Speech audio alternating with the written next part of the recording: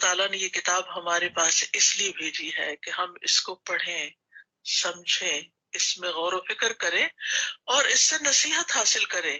کتاب انزلناہ الیک مبارک لیدبروا آیاتہ ولیتذکر اولو الالباب، جو کتاب ہم نے آپ کی طرف نازل کی ہے بڑی برکت والی ہے تاکہ لوگ اس کی آیات میں غور و فکر کریں اور عقل والے اس سے سبق حاصل کریں۔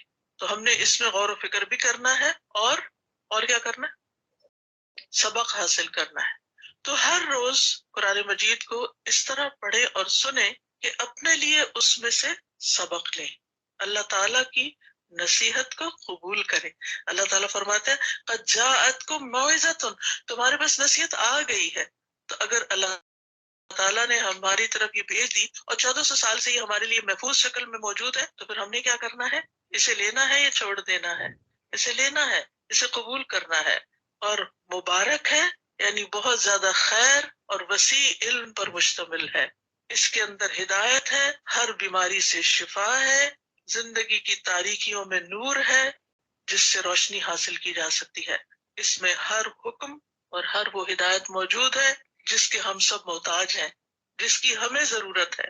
اللہ تعالیٰ قرآن مجید فرماتے ہیں فَأَيْنَ تَذْهَبُونَ إِنْ هُوَ إِلَّا ذِكْرٌ لِّلْعَالَمِينَ، تم کدھر جا رہے ہو؟ منہ موڑ کے کہاں جا رہے ہو؟ اس کو چھوڑ کے کہاں جا رہے ہو؟ ان ہوا الا ذکر للعالمین، یہ تو سارے جہان والوں کے لیے ایک نصیحت ہے۔ تو کیا اس سے سبق نہیں لوگے؟ اس سے نصیحت نہیں لوگے؟ اس سے گائیڈنس نہیں لوگے؟ اس کے ذریعے رحمت حاصل نہیں کرو گے؟ اس کی برکتیں نہیں سمیٹو گے؟ پھر کہاں جاؤ گے؟ پھر کون ہے تمہارا؟ کون تمہیں پناہ دے گا؟ کون تمہاری مشکلات حل کرے گا؟ اگر اللہ کو چھوڑ دیا اور اللہ کے کلام کو چھوڑ دیا تو ہمیں اپنے دل میں پکا عہد کرنا ہے اس کام کو نہیں چھوڑنا۔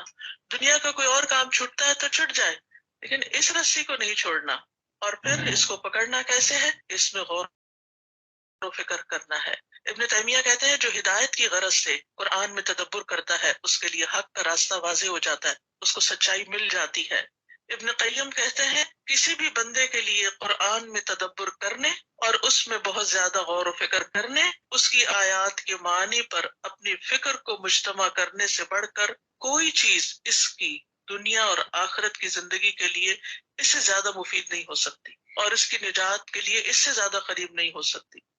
قرآن کے یہ معنی انسان کے ہاتھ میں خوش نصیبی مفید علوم کے خزانوں کی چابیاں تھما دیتے ہیں، اس کے دل میں ایمان کے قواعد جما دیتے ہیں، اس کی عمارت کو مضبوط کر دیتے ہیں، اس کے ستونوں کو گاڑ دیتے ہیں، اس کے دل میں اس کو دنیا اور آخرت اور جنت و جہنم کی شکل بھی دکھا دیتے ہیں، گزشتہ اقوام کے قصے سناتے ہیں، عبرتوں کے مقامات دکھاتے ہیں۔ اس کے معنی میں اللہ کی ذات، اس کے ناموں اور اس کی صفات اور اس کے افعال کا تعارف بھی کروا دیتے ہیں۔ جو چیزیں اللہ کو پسند ہیں اور جو پسند نہیں ان کا بھی تعارف کرا دیتے ہیں۔ لہٰذا ہمارے لیے ضروری ہے کہ ہم اس کتاب کو تھام کر رکھیں اور اپنی زندگی کا مقصد یہ رکھیں کہ اس کو پڑھ کر اس سے نصیحت حاصل کرنی ہے۔ یہ جتنا بھی ٹائم آپ لگائیں گے ترجمہ یاد کرنے میں، الفاظ کی تحقیق میں، تفصیل میں، تفسیر میں، تو مقصد کیا ہونا چاہیے کہ سبق حاصل کرنا ہے۔ ہم عمل کے لیے پڑھ رہے ہیں۔ ہم کس کے لیے پڑھ رہے ہیں؟ اس پر عمل کرنے کے لیے۔ ہم عالم کہلوانے کے لیے نہیں، ہم حافظ کہلوانے کے لیے نہیں، ہم اس کو عمل کی نیت سے پڑھ رہے ہیں، ربانی بننے کے لیے۔ اسی لیے ہم دیکھتے ہیں ابن مسعود کہتے ہیں کہ ہم میں سے کوئی آدمی، صحابی ہے یہ، جب 10 آیات سیکھ لیتا تو اس سے آگے نہ بڑھتا یہاں تک کہ ان کے معنی کو معلوم کر لیتا اور اس پر عمل کرنا بھی سیکھ لیتا۔ اس پر عمل کیسے کرنا ہے، اس کا تقاضا کیا ہے، ہمیں کرنا کیا ہے، تو ہمیں اس کو دل پر اتارنا ہے۔ تو آئیے اللہ سبحانہ تعالیٰ کے فضل و کرم سے ہم آغاز کرتے ہیں سورۃ الفاتحہ سے۔ سورۃ الفاتحہ مکی سورت ہے، اس کی آیات کی تعداد 7 ہے۔ ترتیب کے اعتبار سے یہ قرآن مجید کی پہلی سورت ہے، نزول کے اعتبار سے قرآن مجید کی چوتھی سورت ہے۔ پہلی اقرأ بسم ربک الذی خلق، دوسری المزمل، تیسری المدثر اور چوتھی الفاتحہ۔ یہ سورت اللہ تعالیٰ کی حمد سے شروع ہوتی ہے، الحمدللہ سے، اور پہلی ہی آیت میں ہمیں اللہ کا لفظ جلالہ مل جاتا ہے جو اللہ تعالیٰ کا ذاتی نام ہے۔ اس سورت مبارکہ کے اور بھی کئی نام ہیں۔ الفاتحہ کے علاوہ اس کو فاتحۃ الکتاب بھی کہا جاتا ہے، ام القرآن، ام الکتاب، السبع المثانی، القرآن العظیم، سورۃ الحمد، الشفاء. اس کے علاوہ الصلاۃ بھی اس کو کہا گیا ہے. فاتحہ کا مطلب ہوتا ہے ابتدا کرنا، آغاز کرنا. اس کا نام فاتحہ اس لیے ہے کہ اس سے کتاب اللہ کا آغاز ہو رہا ہے. اور اسی طرح نماز میں بھی قرات کا آغاز، قرآن پڑھنے کا آغاز اسی سورت کے ساتھ ہوتا ہے. یعنی نماز میں بھی قرآن کا ابتدا سورۃ الفاتحہ کے ساتھ ہوتا ہے. پھر ام القرآن، ام الکتاب، القرآن العظیم، کیونکہ اس میں زندگی کے تمام احکامات موجود ہیں. ام کا مطلب ہوتا ہے اصل، یعنی بنیادی مضامین، بیسک جتنے بھی کانسیپٹس ہیں ہمارے دین کے، سب کی اصل یہاں موجود ہے. السبع المثانی اس لیے کہا جاتا ہے کہ 7 بار بار دہرائی جانے والی آیتیں ہیں. اور ہم دیکھتے ہیں کہ ہر نماز کی ہر رکعت میں، چاہے فرض ہو نفل ہو، حتیٰ کہ نماز جنازہ، ان سب میں سورۃ فاتحہ پڑھی جاتی ہے اور اس کی آیات کو بار بار دہرایا جاتا ہے.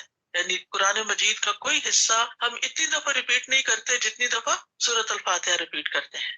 اور اتنی اہم صورت ہے، اعظم صورت فی القرآن ہے، قرآن مجید کی سب سے عظیم ترین صورت ہے، کہ اگر آپ مثلا نماز پڑھ رہے ہیں اور نماز کی رکعت میں الف لام میم سے لے کر الناس تک پڑھ لیں اور فاتحہ نہ پڑھیں تو آپ کی نماز نہیں ہوگی. لیکن اگر آپ صرف الفاتحہ پڑھ لیتے ہیں اور باقی صورت پڑھنی یاد نہیں رہی، نماز ہو جائے گی. اس سے آپ اس کی اہمیت کو سمجھیں کہ یہ صورت ہماری زندگی میں کتنی زیادہ اہم ہے.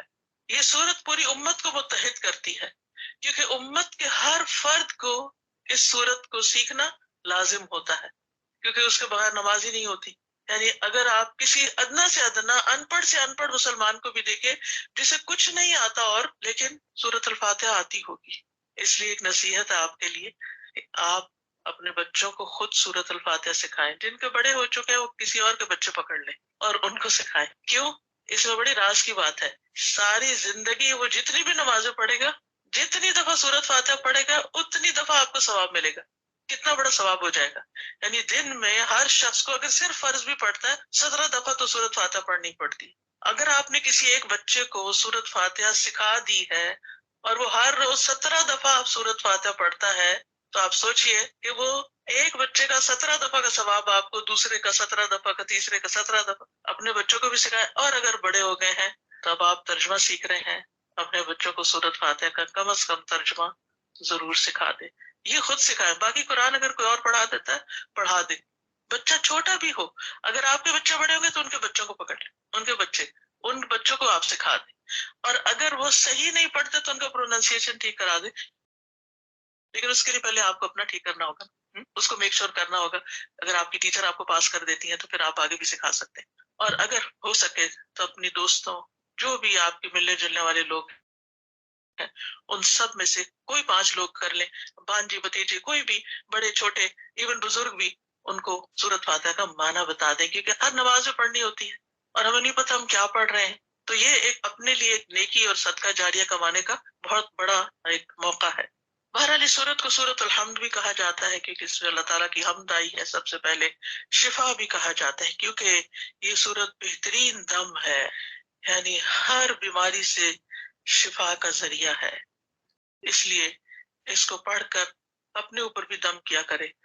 اگر کوئی چھوٹی سی بھی تکلیف ہو، بچوں پہ، کوئی بھی آپ کو بیمار دکھائی دے، کسی کی عادت کرنے کے لیے گئے ہیں، سورۃ فاتحہ پڑھ کر اس پہ پھونک مار کر یا اپنے ہاتھ میں مار کر اس کے جسم کے اوپر یعنی اس کو جھاڑ دیں. اس سورت کو قرآن مجید کی سب سے افضل سورت کہا گیا ہے. حضرت انس سے روایت ہے، وہ کہتے ہیں کہ نبی صلی اللہ علیہ وسلم کسی سفر میں تھے تو ایک آدمی آپ کے پاس اترا. اس نے بتایا کہ نبی صلی اللہ علیہ وسلم نے اس کی طرف متوجہ ہو کر فرمایا، کیا میں تمہیں قرآن کے افضل حصے کے بارے میں نہ بتاؤں؟ پھر آپ نے اس پر الحمدللہ رب العالمین کی تلاوت فرمائی. اس سے پتہ چلتا ہے کہ یہ سب سے افضل حصہ ہے قرآن کا. اس کو پڑھنے والے کی دعا قبول ہوتی ہے. ابن عباس کہتے ہیں کہ اس دوران کہ جبریل علیہ السلام نبی صلی اللہ علیہ وسلم کے پاس بیٹھے ہوئے تھے کہ اچانک انہوں نے اوپر سے ایک آواز سنی. انہوں نے اپنا سر اٹھایا تو جبریل علیہ السلام نے فرمایا، یہ آسمان کا ایک دروازہ ہے جسے صرف آج کے دن کھولا گیا ہے، اس سے پہلے کبھی نہیں کھولا گیا. پھر اسی سے ایک فرشتہ اترا تو جبریل علیہ السلام نے فرمایا، یہ فرشتہ جو زمین کی طرف اترا ہے یہ اس سے پہلے کبھی نہیں اترا، آج پہلی دفعہ اترا ہے. پھر اس فرشتے نے سلام کیا اور کہا کہ آپ کو 2 نوروں کی خوشخبری ہے جو آپ ہی کو دیے گئے ہیں، آپ سے پہلے کسی نبی کو نہیں دیے گئے، ایک سورۃ الفاتحہ اور دوسری سورۃ البقرہ کی آخری آیات۔ جب بھی آپ ان دونوں میں سے کوئی بھی دعائیہ جملہ پڑھیں گے، یعنی جیسے اہدنا الصراط المستقیم یا آخری آیات میں بھی دعا ہے، تو آپ کو مانگی ہوئی چیز ضرور عطا کر دی جائے گی۔ تو آپ کو زندگی میں کسی بھی چیز کے بارے میں گائیڈنس چاہیے نا، میں کیا کروں کیا نہ کروں، جب کوئی ایسا مسئلہ پیش آتا نا، کبھی آپ دائیں پوچھتے، کبھی بائیں، کبھی اس سے مشورہ، کبھی اس سے، کوئی ایک بات کرتا ہے دوسرا اس کی الٹ کر دیتا ہے، وہ انسان کنفیوز ہو جاتا ہے، کیا کروں کیا نہ کروں، ایک بے چینی سے لگی رہتی۔ آپ سورۃ الفاتحہ پڑھ کے اور تکرار کے ساتھ پڑھیں، اہدنا الصراط المستقیم، اہدنا الصراط المستقیم، اہدنا الصراط المستقیم، پڑھتے رہے پڑھتے رہے پڑھتے رہے۔ کوئی گنتی کی ضرورت نہیں، گننے میں توجہ نہ دے کہ اچھا کتنی دفعہ ہو گیا، دھیان ادھر چلا گیا، نہیں نہیں ادھر نہیں دھیان کرنا، دھیان صراط مستقیم کی طرف۔ یا اللہ مجھے اس معاملے میں صحیح رہنمائی دے، مجھے کیا کرنا چاہیے، مجھے نہیں پتا، آپ کو پتا ہے۔ کیونکہ بہت دفعہ لوگوں کے مشورے میں آ کے انسان ایسے ڈیسیژن لے لیتا ہے کہ آگے جا کے کھڈے میں اتر جاتا ہے، تو پھر پریشان ہوتا ہے۔ اللہ سبحانہ و تعالیٰ بندے کا ہاتھ پکڑ لیتا ہے، اللہ تعالیٰ اس کو سیدھا راستہ دکھاتا ہے۔ تورات، زبور اور انجیل میں اس جیسی صورت نہیں، لہٰذا آپ خوش قسمت ہیں کہ اس دنیا کے اس وقت اس حصے میں پیدا ہوئے کہ آپ کو قرآن کی دولت ملی اور یہ صورت ملی قرآن مجید کے ذریعے۔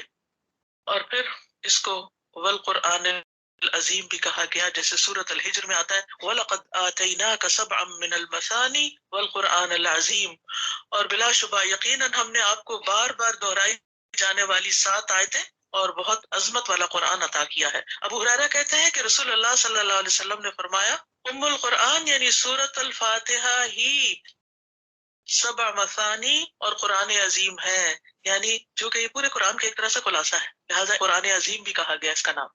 یہ لازمی شفا دینے والی صورت ہے۔ ابو سعید خدری کہتے ہیں کہ ہم ایک سفر میں تھے، ہم نے ایک قبیلے کے نزدیک پڑاؤ کیا، وہاں ایک لونڈی آئی اور کہنے لگی قبیلے کے سردار کو بچھو نے کاٹ لیا ہے اور ہمارے قبیلے کے مرد موجود نہیں ہیں، کیا تم میں سے کوئی دم کرنے والا ہے؟ تو ہم میں سے ایک شخص ساتھ چلا گیا، ہم اسے دم کرنے والا خیال نہیں کرتے تھے، ہمارا نہیں خیال تھا کہ اس کو کوئی دم آتا ہے، لیکن اس نے جب دم کیا تو سردار تندرست ہو گیا اور اس نے اسے 30 بکریاں دینے کا حکم دیا، نیز ہمیں بھی دودھ پلایا، نہیں جتنے بھی مسافر تھے سب کو دودھ پلایا۔ جب وہ شخص واپس آیا تو ہم نے اس سے پوچھا کیا تم اچھی طرح دم کرنا جانتے ہو؟ اس نے کہا میں نے تو صرف ام الکتاب پڑھ کر دم کیا تھا، سورت فاتحہ پڑھی تھی، لیکن یقین کے ساتھ پڑھی تھی نا، اللہ سے مدد مانگی تھی۔ تو جب کبھی مدد چاہیے ہو نا اللہ کی تو پھر کثرت سے پڑھا کرے ایاک نعبد و ایاک نستعین، ایاک نعبد و ایاک نستعین، اللہ تیری عبادت کرتے ہیں، تجھ سے مدد چاہتے ہیں، چاہے اپنی ذات کا کوئی مسئلہ ہو، بیماری وغیرہ، چاہے اولاد کا مسئلہ ہو، چاہے کوئی جاب کا، بزنس کا، کوئی بھی مسئلہ ہو، اللہ تیری مدد چاہیے، تو مدد کر، کہیں بھی پھنسے، کہیں بھی اٹکے، کہیں بھی مشکل میں آئے۔ اب آپ دیکھیں کہ وہ ایک عام سا شخص ہے، ہمارے ہاں یہ تصور پایا جاتا ہے کہ دم کرنے والا کو بہت بڑا بزرگ ہونا چاہیے، یہ شخص دکھائی نہیں دے رہا تھا کہ وہ بہت بڑا بزرگ ہے، لیکن اس نے جب اخلاص کے ساتھ اس صورت کو پڑھا اسی میں اللہ تعالیٰ نے شفا دے دی۔ لہٰذا کسی بھی بیمار پر پورے یقین کے ساتھ پڑھے، صرف کوئی وظیفہ سمجھ کر نہیں۔ پھر آپ دیکھیں کہ یہ نماز کا رکن ہے، اس کے بغیر نماز نہیں ہوتی۔ رسول اللہ صلی اللہ علیہ وسلم نے فرمایا لا صلاۃ لمن لم یقرأ بفاتحۃ الکتاب، جس شخص نے سورۃ فاتحہ نہیں پڑھی اس کی نماز ہی نہیں ہوئی۔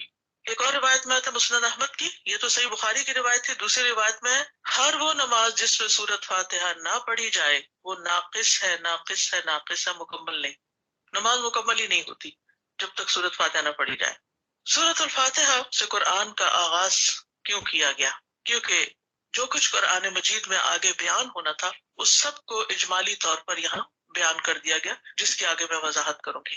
ہم سب کے لیے اللہ سبحانہ تعالیٰ کا ایک حکم ہے کہ فَإِذَا قَرَأْتَ الْقُرْآنَ فَاسْتَعِذْ بِاللَّهِ مِنَ الشَّيْطَانِ الرَّجِيمِ، کہ جب آپ قرآن پڑھنے لگے تو شیطان مردود سے اللہ کی پناہ مانگ لیا کریں۔ تو یہ ایک ادب ہے، لازمی، ضروری، اللہ کا حکم ہے کہ قرآن مجید پڑھنے سے پہلے ہمیں تعوذ پڑھنا ہے۔ تعوذ نہیں ہوتا، یہ بعض لوگ اس کو تعوذ کہتے ہیں، تعوذ ہے۔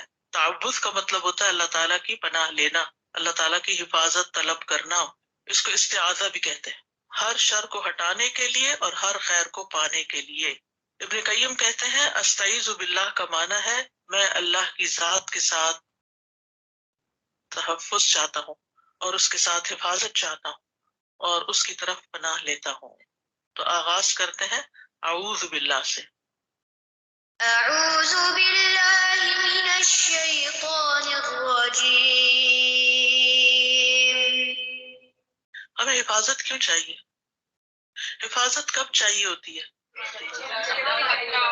جب ہمیں کسی چیز کا خوف ہوتا ہے نا، یا کوئی دشمن ہمارے پیچھے لگا ہوا ہوتا ہے، تو پھر ہم کیا کرتے ہیں؟ اگر نیند میں بھی خواب میں آپ یہ خواب دیکھ رہے ہو کہ کوئی آپ کے پیچھے آ رہا ہے، تو آپ کیا کرنا چاہتے ہیں؟ فوراً حفاظت والی جگہ پہ کسی کمرے میں گھس جا رہے ہیں، چٹکنی لگا رہے ہیں، دروازہ لاک کر رہے ہیں، گاڑی کا دروازہ بند کر رہے ہیں، کھینچ رہے ہیں. ایسی خوابیں آتی ہیں نا کہ کوئی پیچھے لگا ہوا، تو ہمیں حفاظت چاہیے اپنے آپ کو پروٹیکٹ کرنے کے لیے. ٹھیک ہے نا؟ جب آپ کو کورونا سے ڈر لگا تو آپ نے کیا کیا؟ ماسک لگا لیے. کیوں؟ پروٹیکشن کے لیے، حفاظت کے لیے. اچھا، اور کیا کیا؟ ویکسین لگوائی. گھروں میں بند ہو گئے. یعنی ان میں سے کون سی چیز بچا سکتی تھی، کون سی نہیں، وہ ایک الگ ہے بات. لیکن یہ کہ ہم سب جب بھی ڈرتے ہیں تو ہم پروٹیکشن چاہتے ہیں، حفاظت چاہتے ہیں. اللہ سبحانہ تعالیٰ شیطان کو ہمارا کھلا دشمن بتاتا ہے. وہ دشمن ہے، اس کے دشمن سمجھو، یعنی عدو لکم فاتخذوہ عدوا، اسے دشمن بناؤ، سمجھو دشمن. تو جب ہم اس کو دشمن سمجھتے ہیں تو پھر ہمیں اس سے کون بچا سکتا؟ وہ تو خبیث ہمیں نظر بھی نہیں آتا. نظر آنے والی چیز کو تو انسان کسی چیز سے ہٹا لیتا ہے، یا دکھتا ہے تو سوچتا ہے انسان اب اس چیز کے پیچھے آ گیا ہوں، کور کر لیا اپنے آپ کو، تو اب میں محفوظ ہو گیا ہوں. وہ تو نظر بھی نہیں آتا، اور ہماری دشمنی کیے چلے جا رہا. اس کی دشمنی ہے کیا؟ سیدھے رستے سے ہٹاتا، اپنے آپ کو بڑا سمجھتا ہے، دنیا میں انوالو کرتا ہے. ہاں، دشمن ہے وہ. اس نے کیا کیا تھا؟ آدم علیہ السلام کو جنت سے نکلوایا تھا. اب وہ آدم کی اولاد کا بھی دشمن ہے. اب وہ آدم کی اولاد کو واپس اس جنت میں نہیں جانے دینا چاہتا، کیونکہ وہ خود بھی نکالا گیا تھا. اب اس کو آدم اور آدم کی اولاد پر غصہ ہے. وہ کہتا ہے کہ یہ کوئی ایسا کام نہ کرے کہ جس سے یہ جنت میں جا سکے. تو جنت کا رستہ کس سے کھلتا ہے؟ علم کے رستے سے. جب آپ علم حاصل کرتے ہیں، علم کے رستے پر چلتے ہیں، تو حدیث میں آتا ہے نا، من سلک طریقا یلتمس فیہ علما سہل اللہ لہ طریقا الی الجنہ. جو ایسے رستے پر چلتا ہے جس سے علم حاصل کرے، تو اللہ تعالیٰ سہل اللہ لہ طریقا الی الجنہ، اس کے لیے جنت کا رستہ آسان کر دیتے. اب وہ کیا کرتا ہے؟ علم کے راستے پہ آ کے بیٹھ جاتا ہے، سب سے مشکل کام بتاتا ہے اس کو. ویسے بھی بچوں کو بھی آپ دیکھ، چھوٹے چھوٹے بچوں کو بھی اسکول جانا مشکل لگتا، اچھا نہیں لگتا.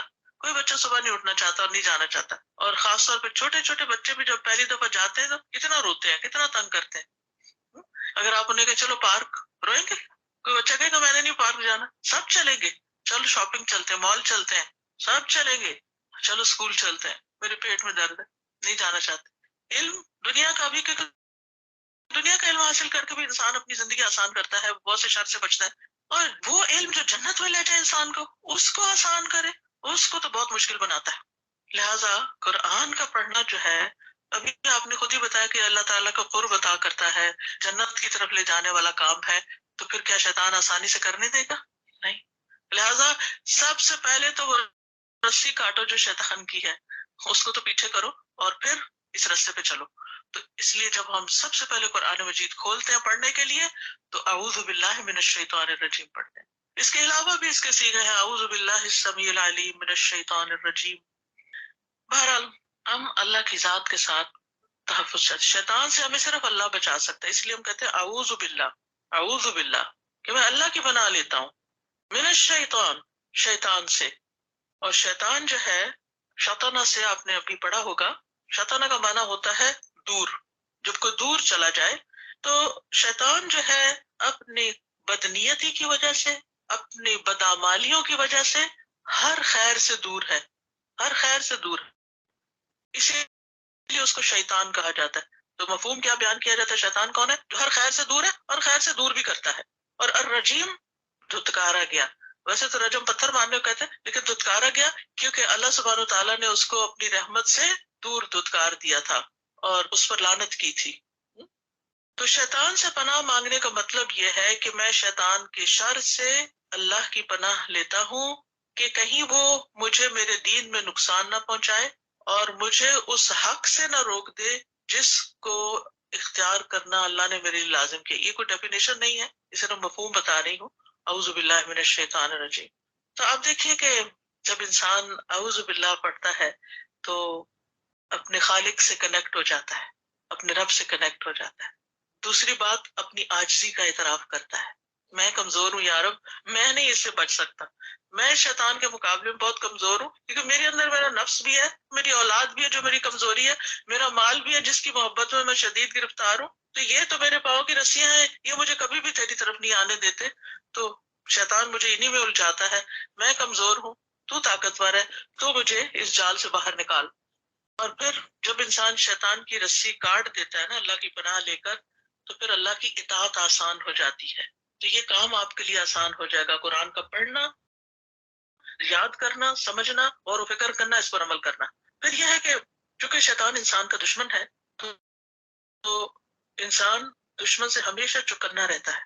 لہٰذا اعوذ باللہ پڑھنے کا مطلب یہ ہے کہ آپ کو احساس ہے کہ آپ کا کوئی دشمن بھی ہے اور اس سے آپ بچنا چاہتے ہیں. اور پھر شیطان جو ہے نا قرآن پاک پڑھنے سے تو روکتا ہی ہے، لیکن جب آپ پڑھنے لگ جاتے ہیں نا تب بھی وہ وسوسے ڈالتا ہے. تمہیں نہیں یاد ہونا، یہ بہت مشکل کام ہے، 3 سال لگ جائیں گے یہ پورا ہوتے ہوتے.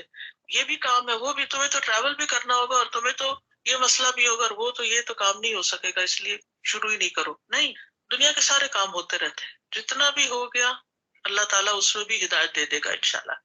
اور پھر آپ دیکھیے کہ اعوذ باللہ جب ہم کہتے ہیں تو اللہ سبحانہ تعالیٰ کا یہ اسم اعظم ہے، اللہ تعالیٰ کا یہ نام ہے، ذاتی نام ہے جس میں اس کی ساری صفات پائی جاتی. جتنے بھی اور نام ہیں نا وہ سارے آ کے یہاں جمع ہو جاتے ہیں. تو جب ہم اعوذ باللہ کہتے ہیں تو اللہ تعالیٰ کو ہم پکڑتے ہیں جو سب سے مضبوط سہارا ہے.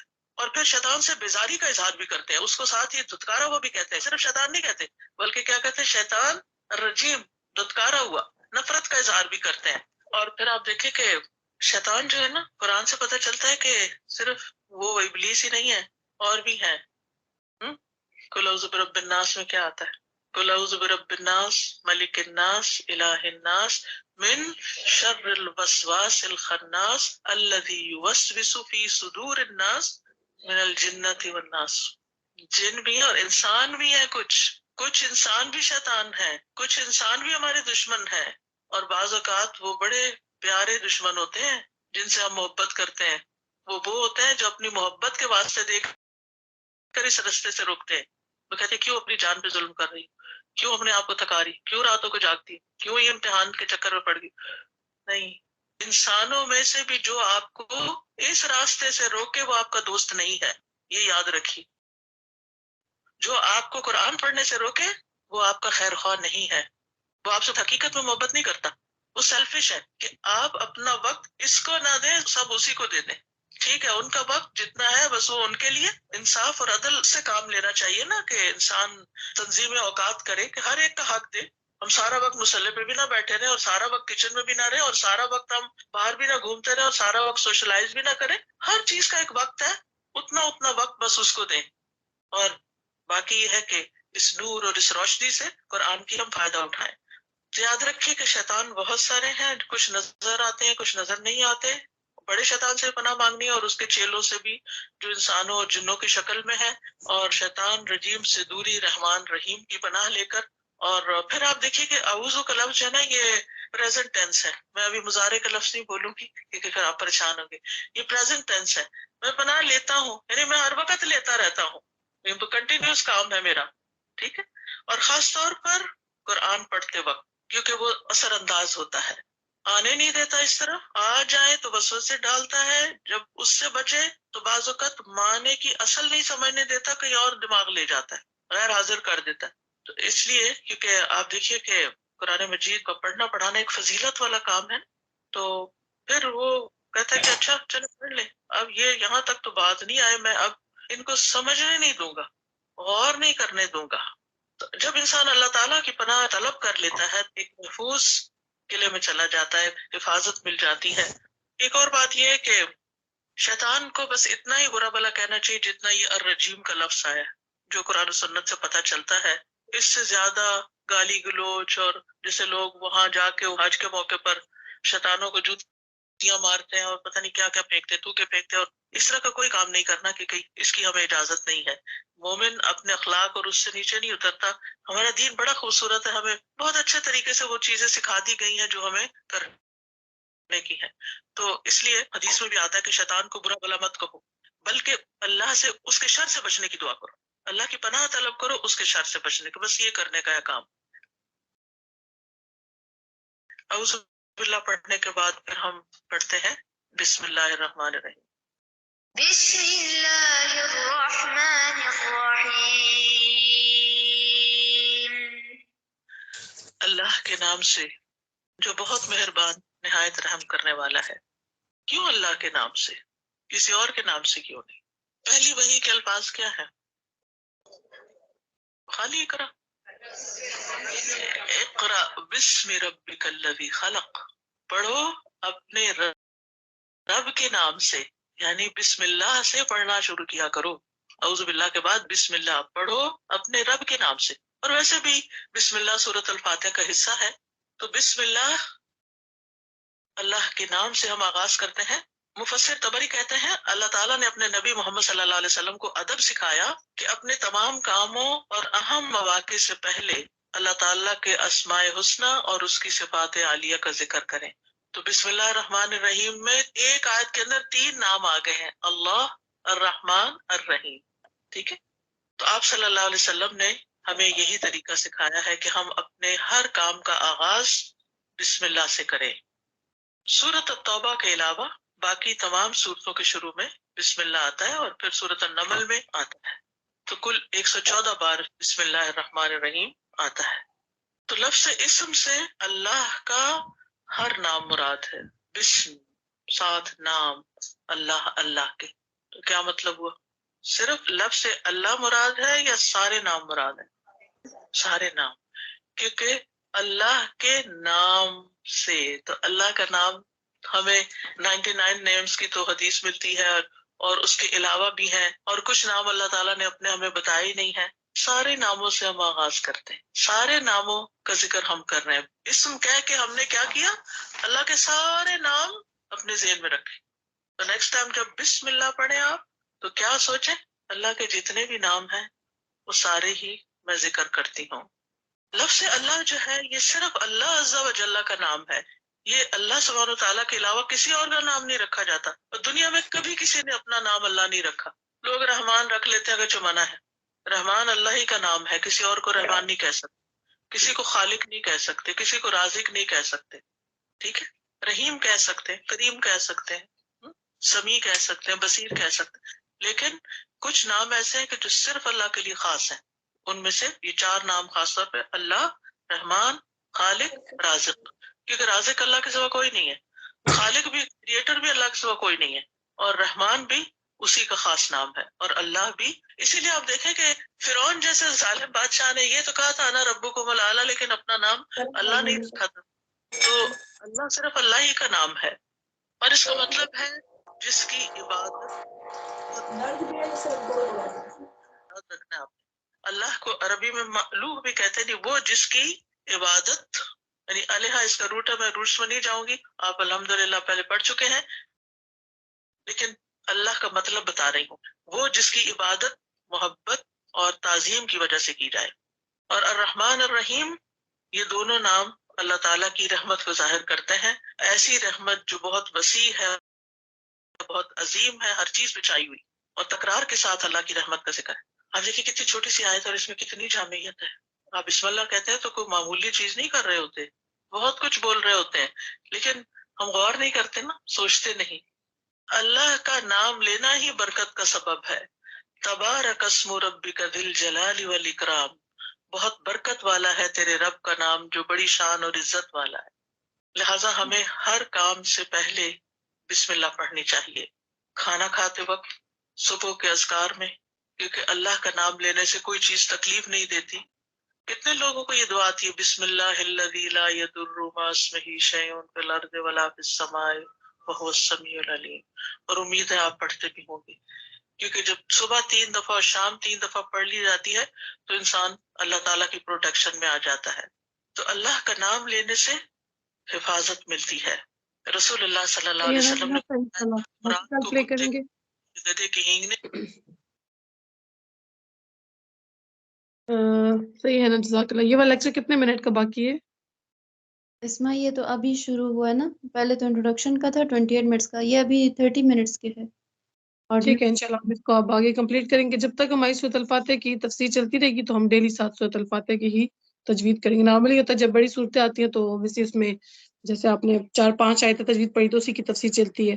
تو ابھی سورۃ الفاتحہ کی کیونکہ عربک ٹیکسٹ تو اتنا کچھ ہی ہے اور ڈیٹیل اس کی بہت زیادہ ہے کیونکہ بہت جامع صورت ہے. تو انشاءاللہ جب تک تفسیر چلے گی ہم اس کی تجوید کی پریکٹس کرتے رہیں گے، اور ضروری بھی بہت ہے کیونکہ ڈیلی آپ نے نماز میں پڑھنی ہے. جو استاذہ نے ذکر کیا ہے شیطان سے پناہ مانگنے کی، تو اعوذ باللہ من الشیطان الرجیم یا اعوذ باللہ السمیع العلیم من الشیطان الرجیم، یہ صبح شام کی دعا میں آتا ہے. جو سورت کا نام میرے ذہن سے نکل گیا ہے نا، آپ کو یاد ہوگا سورۃ الفرقان ہے. کون سی سورت ہے؟ سورۃ الحشر کی آخری آیات جس میں اللہ تعالیٰ کی صفات ہیں، اور اس کی شروع میں 3 دفعہ پڑھتے ہیں اعوذ باللہ السمیع العلیم من الشیطان الرجیم.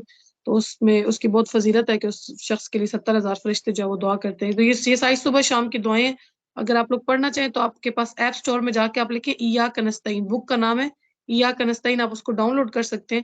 اس میں یہ صبح شام کی حفاظت کی دعائیں، یہ والی بھی جو استاذہ بھی کہی تھی، بسم اللہ الذی لا یضر مع اسمہ شیء فی الارض ولا فی السماء وهو السمیع العلیم.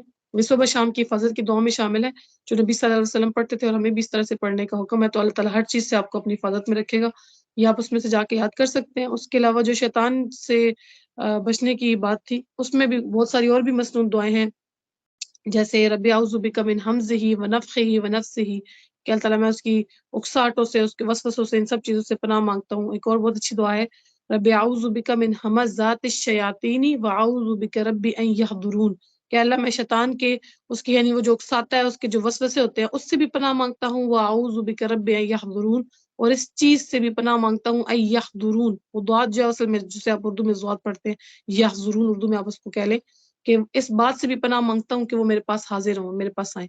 اور اگر آپ ڈیٹیل میں حدیث کو پڑھیں تو شیاطین ہمیں لگتا ہے کہ صرف ایک ہی شیطان ہے، جنرلی ایک کانسیپٹ ہوتا ہے. پھر تھوڑا سا آپ کو یہ پتہ ہوتا ہے کہ بہت سارے اس کے چیلے جماٹے بھی ہوتے ہیں، لیکن یہ ہے کہ اس کی ڈفرینٹ قسمیں پھر آپ کو پتہ چلتی ہے. جیسے کچھ دن پہلے میں سن رہی تھی کہ نبی صلی اللہ علیہ وسلم نے جو دائیں کروٹ پہ سونے کا حکم دیا ہے، اور اکثر لوگ بالکل سیدھے سو جاتے ہیں، تو اس کو کچھ نام بتا رہے تھے، کابوس جیسے کچھ اس شیطان کا نام ہے کہ وہ انسان کے اوپر حاوی ہو جاتا ہے.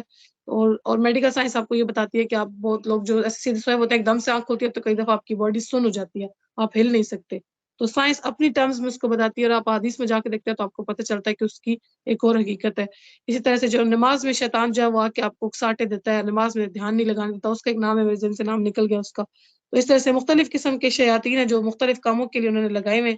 تو دیکھ لیں کہ جو برائی کی طاقتیں ہیں کتنی تنظیم کے ساتھ، کتنی محنت کے ساتھ، کتنی ترتیب کے ساتھ اس نے ہر جگہ پہ اپنے جو ہے وہ لگائے ہوئے ہیں. تو ہم نے بھی اتنی ہی قوت کے ساتھ، اس سے زیادہ قوت کے ساتھ، اس سے زیادہ شدت کے ساتھ اللہ کی کتاب کے ساتھ محنت کرنی ہے، اس کو وقت دینا ہے، تاکہ ہم اس کو، کیونکہ دشمن کے ساتھ کیا ہوتا ہے جب وہ دشمن جب بار بار دشمن کہہ رہے ہیں، دشمن کے ساتھ آپ کو جنگ ہوتی ہے، اور یا تو پھر آپ مات کھائیں گے یا وہ مات کھائے گا. وہ شکست اس طرح سے کھائے گا کہ آپ اللہ کی احکامات کے اوپر چلتے چلتے اپنے جنت کی نمبر جو ہے وہ زیادہ کر لیں، جنت میں چل جائے تو اس کی مات ہے. اور اس کی فتح کیا ہے کہ ہم اس کی باتوں میں آ جائیں اور جہنم میں داخل ہو جائیں. اللہم انا نعوذ بک من النار، اللہ تعالیٰ میں آگ سے بچائے. تو بار یہ مختلف مسنون دعائیں ہیں، میں انشاءاللہ یہ دعائیں ڈھونڈتی ہوں، مجھے ملتی ہیں تو میں قرآن کلاس کے گروپ میں سینڈ کر دیتی ہوں. میں ایک دفعہ کلاس کے اینڈ کی دعا پڑھ دیتی ہوں کیونکہ 11 ہو گئے ہیں، جو لوگ اٹھنا چاہتے ہیں وہ اٹھ سکتے ہیں. سبحانک اللہم و بحمدک نشہد ان لا الہ الا انت نستغفرک ونتوب الیک. سبحان اللہ و بحمدہ، سبحان اللہ العظیم. اللہم صلی وسلم علی نبینا محمد